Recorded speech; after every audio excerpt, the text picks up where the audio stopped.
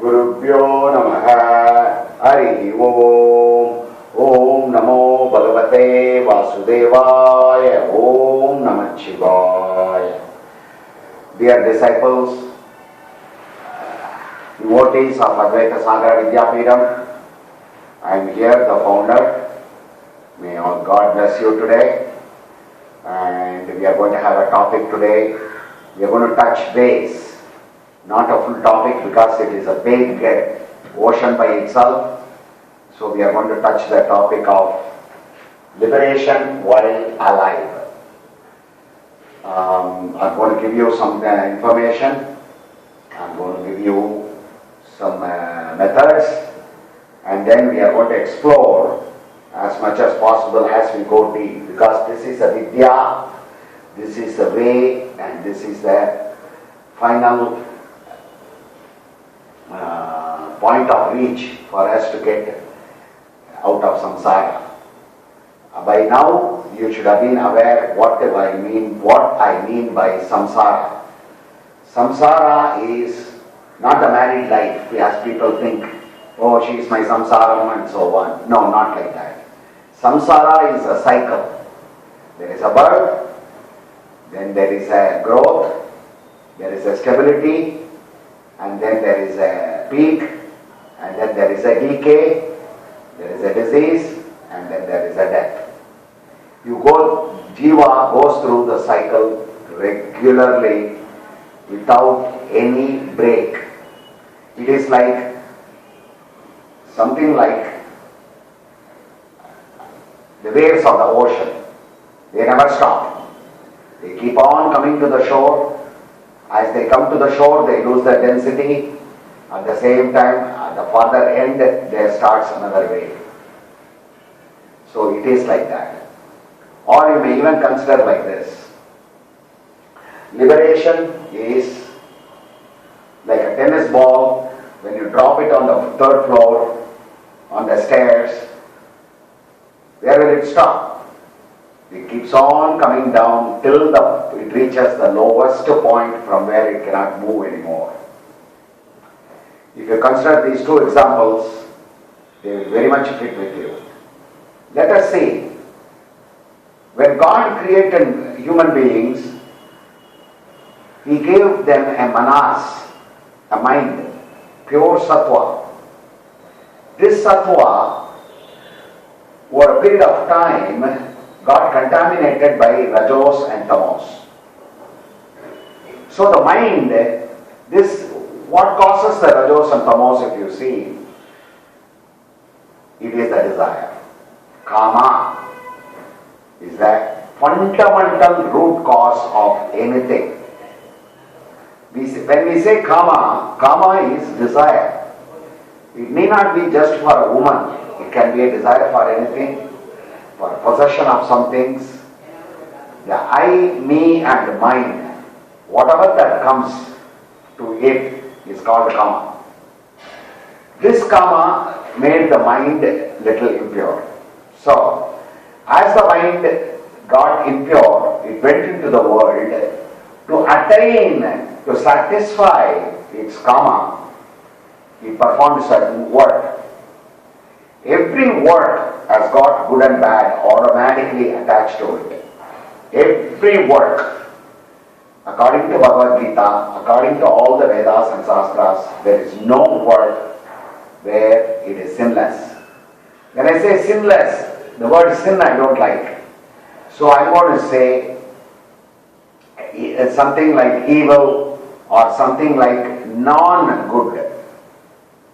So every work, even to eating, when you are eating, you are depriving somebody else of food. When you are breathing all kinds of bacteria and you are killing them. So every action for that matter, no action is without the evil. Bhagavan Krishna very clearly explains that. It is like a smoke without a fire with smoke. There cannot be a fire without smoke. So, keeping this in mind, as the jiva goes on, the jiva hood, let me very clearly again and again repeat, because this is a point that has to go very strongly in you. One is Atman, which is inside of us. It is also outside, but it's also inside. The inside of us, Atman, shines in its own glory. So, it is light.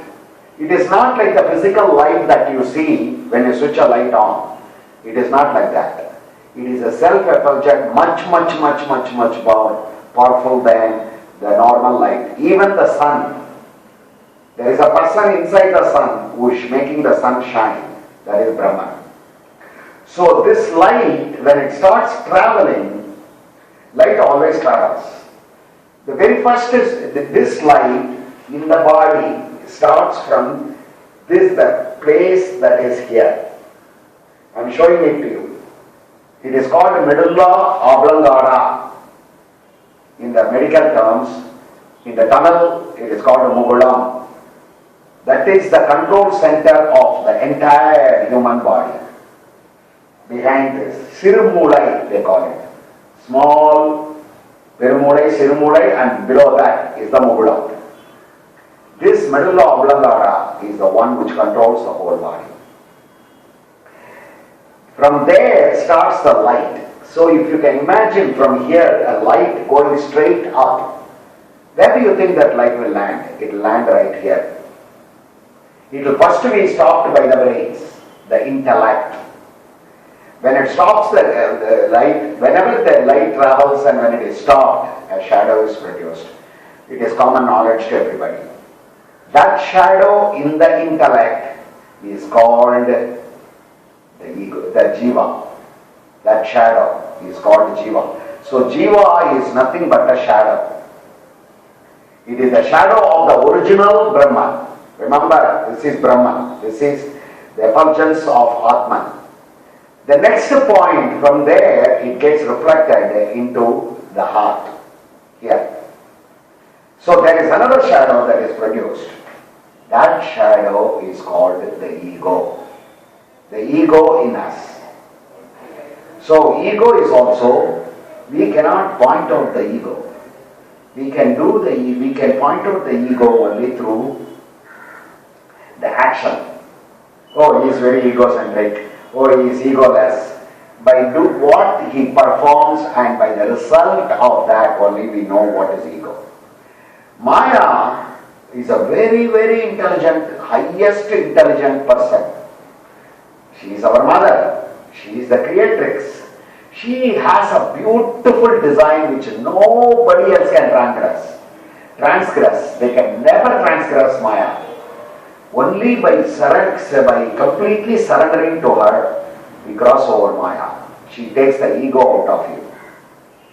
Every action you perform, if you deeply look inside, there will be a slight ego. Even if you give something to somebody, your hand goes up and the receiver hand comes down. There is the ego. Even every act, sharing your food, is also a thought in you comes, oh, I want to give him some food. That I is ego. It is not that you simply offer him food and say, take it, and then after you take, after left over, I will take that. That they do it in yajna. Only people who practice spirituality. So now, with that in mind, if what we have to do is, this ego, over a period of time, taking through various births, have accumulated a lot of desires. We call them as vasana. Okay? This vasana, all of them together form the mind of the present human body. So your mind goes through various thinking and so on. Where does it come from? It comes from the ocean of the desires that are submerged inside. It constantly pops out a desire. And man goes to fulfill it. So he completely forgets the inner consciousness, he completely forgets the Atman, and so he goes to the world and he thinks that the world is real. This is how a general picture of, as we go on, discuss, I will go through every individual particular ones. But this is, I am giving you a global picture. Now today, the lecture is also going to be, the discourse, I don't call it a lecture because It is not like I'm sharing my thoughts with you live. That's all. No, nothing of mine is prepared. I pray to the Lord, I pray to the Lordess Saraswati, and I say a little sloka of Advaita Parameshwari, and she talks through me. Even I am a listener to whatever I talk. Please understand that. Keep that in mind. So, we say liberation while alive. Till Adi Shankara, this was not possible. Nobody believed in it. They thought only when a man dies, he goes to a plane of gods and he is liberated. He doesn't go to the Swarga or Naraga, as they call it, to hell or heaven, but he goes directly to God. But Adi Shankara, if that is the case, then tell me, who will be there to come and teach us all these things? If everybody at the time of death alone they receive their mukti or liberation, they cannot come back to teach. So, Adi Shankara refuted everybody and proved it beyond doubt that Jivana Mukta is possible. And he himself attained the nirvana, but still he kept the ego of knowledge because he is a part of Shankara. He wanted to come down and he wanted to lift up Advaitam to the highest glory. Same thing is with Ramakrishna, same thing is with Ramana Maharishi. They, long time ago, in their lifetime, had already attained nirvana, but they lived for a longer time, just to teach the remaining world. Like that, Jivana Mukta Viveka is a very primary book written by Vidya. Vidya is the brother of Harshavardhana. He is the main chief of formation for Harsha dynasty. But he was also a very good philosopher, he was a spiritualist, and he was a devotee. He wrote the greatest book called Jivana Mukta Viveka. Advaita chief Adi Shankara described it, but later on, Vidyaranya in the 14th century collected all those things and very nicely put it into a book called Jivana Mukta Viveka. Liberation is liberated from the worldly life. You are the Sat Chit Ananda. You are the Brahman. Realizing you are the self. Always the self. You are the self by the self of the self. So nothing to objectivize for you. What Jivana Mukta says is he sees everything Sarvam Brahman. Very important thing to think about. Everything you see is Brahman. Brahman alone exists. Brahman is one without the second. These are all some statements. Now, liberation while alive. This is very important. It doesn't come to everybody.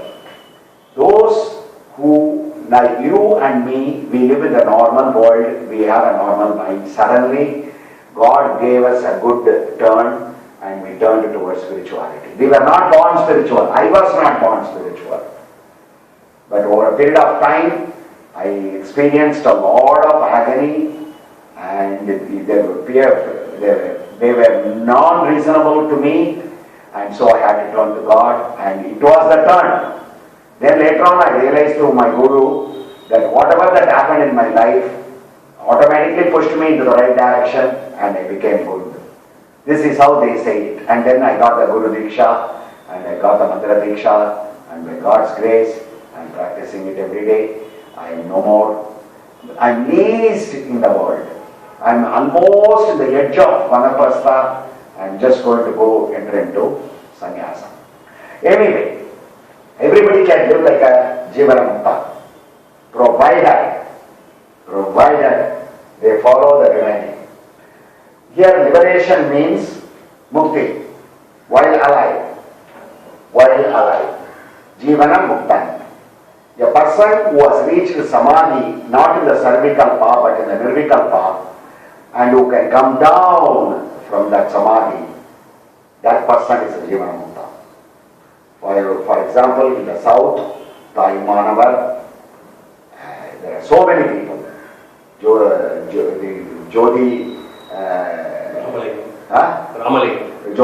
Ramalinga, they are all Jivanamukta. They came only for the goodness of the world. Ramana Maharishi. There are so many. I mean, right now, looking at the camera, I am limited. Please understand. Anyway, the very first thing, there are three things that are required. And if you take those three things form like a triangle. Okay? They form a nice triangle.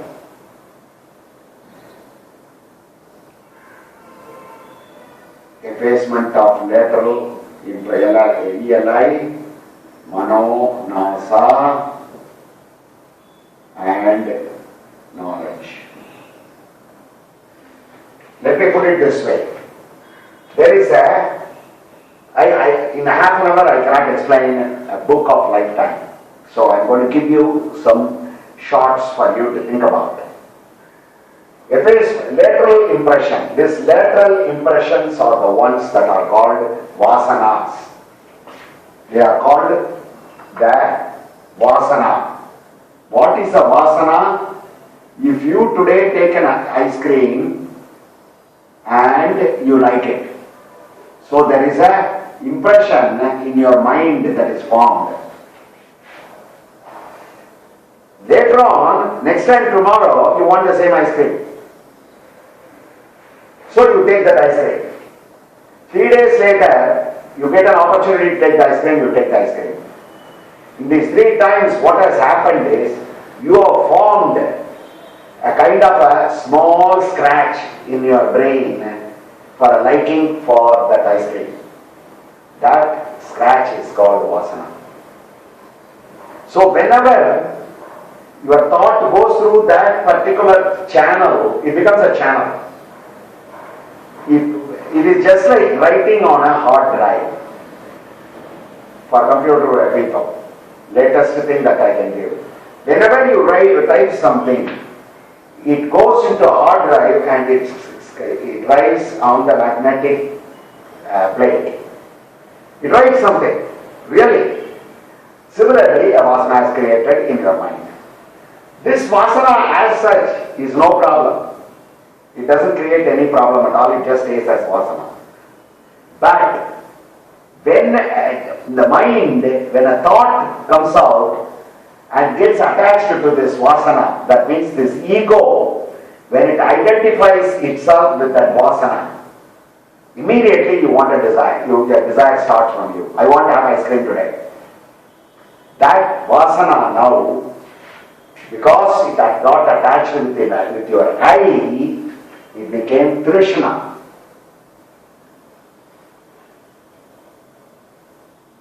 Trishna. Everybody as such know what a Trishna means.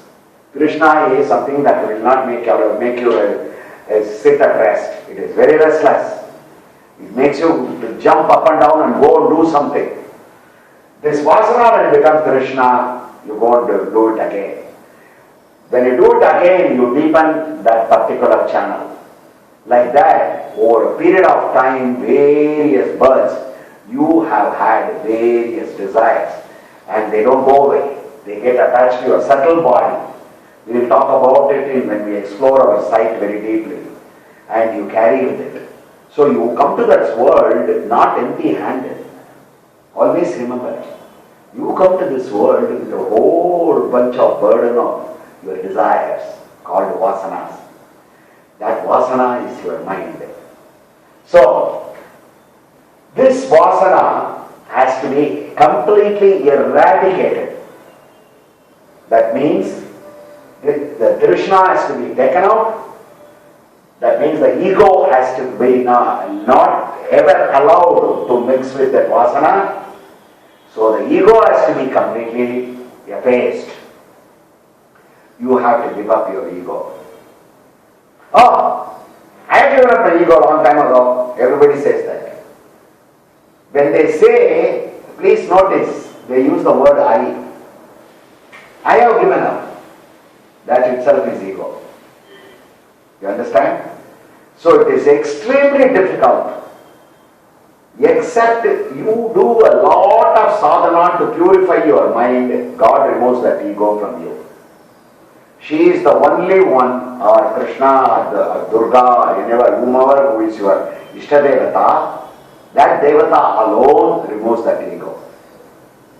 Nobody else. You can only purify yourself by controlling yourself.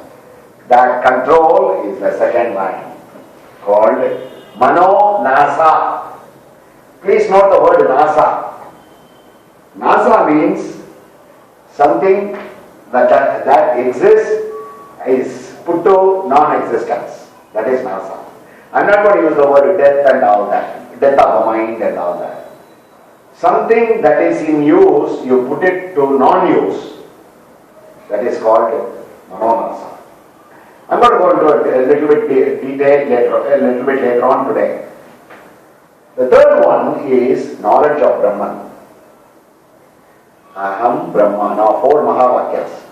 Aham Brahmasmi, Prajnanam Brahmaha, Tattvamasi, I am Atma Brahma. These 4 Mahavakyas, one of them is knowledge, directly, that I am Brahman. Prajnanam, the consciousness in me is Brahman. This Atma in me is Brahman. I am Tattvamasi, the word that. You are that. Somebody else saying that to me. Now these 3 form 3 sides of the triangle. The triangle is formed only with 3 sides. The beauty of this particular thing is when these 2 are dependent upon one another. You can never efface the lateral impression while the mind is alive. Okay? You can never you can never destroy your mind without destroying the effacement of lateral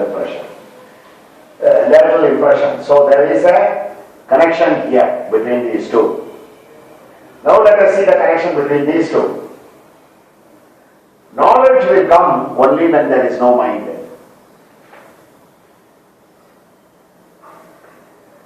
Mind will get completely effaced only when there is pure total knowledge. I am giving you the negative aspect first. The interdependence. Effacement of lateral impression will happen only when there is knowledge. Otherwise, the effacement of lateral impression cannot happen. Because by knowledge, you are taking away all the other things. Atman is one without a second, it is attributeless, it is Satchitananda by itself. So these 3 have an interdependence that is negative. A man can say, for 60 years he was practicing lateral impression and wiping out everything. Unfortunately, he has done nothing. A man can say, I sat down and I am going to kill my mind. It will never happen. Mind can never be killed like that. A man can say, I will read 1,000 books and get knowledge. You can never get knowledge like that. That is not the knowledge. The knowledge of Brahman is already in you. It is not outside of you. It is not like a BA, MA and a PhD degree. It is the self-knowledge. Self-knowledge is about the self which is inside you, not outside.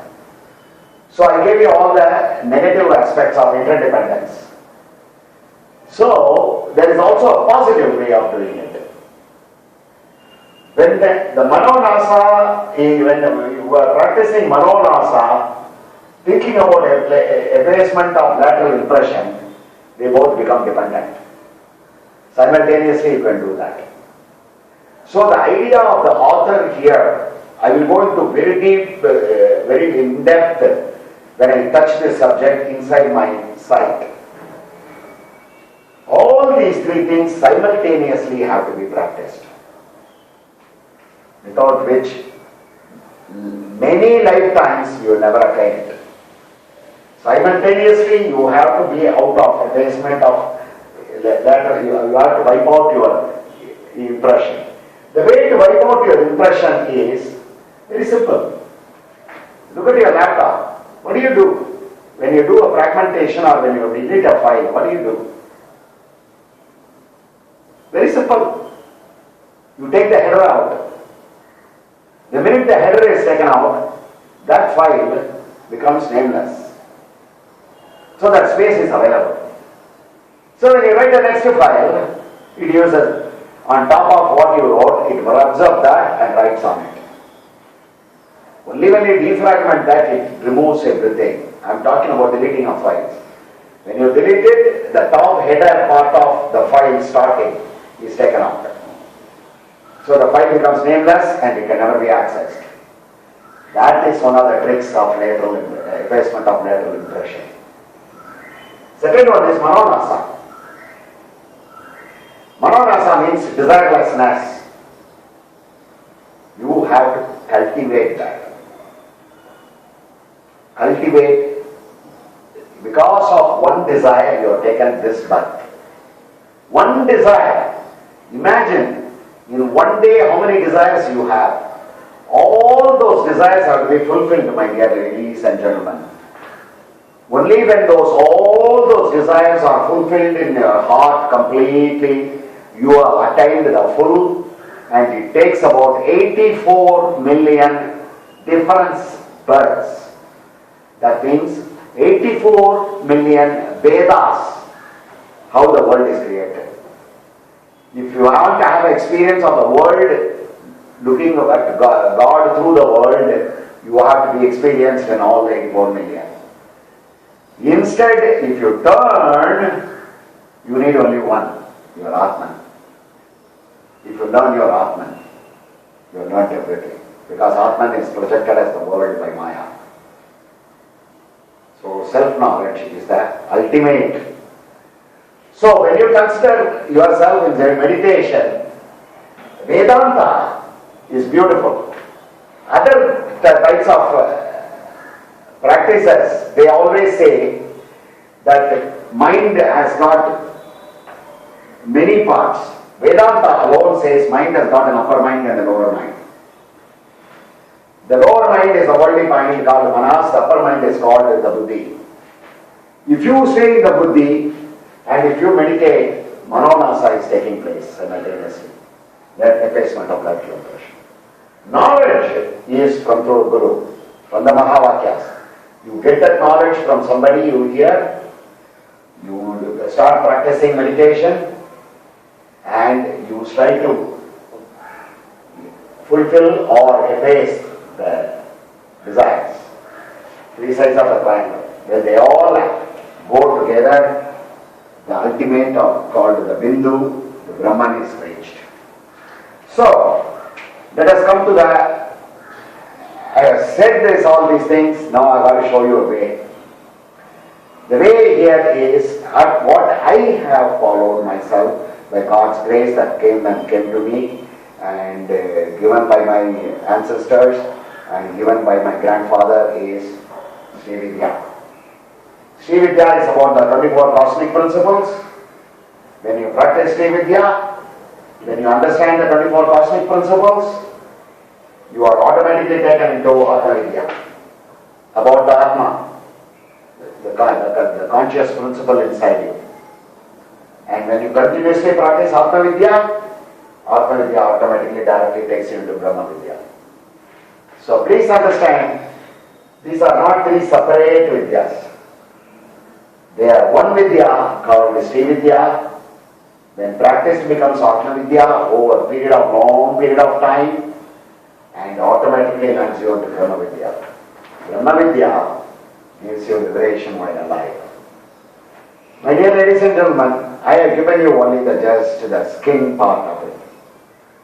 But the fruit consists of the flesh along with the seed and everything. I will go through that when I go into the site. Let we all be blessed. Guru Brahma, Guru Vishnu, Guru Devo Maheshwara, Guru Chachat Parabrahma, Tasmai Sri Guruve Namaha. Om Tat Sat.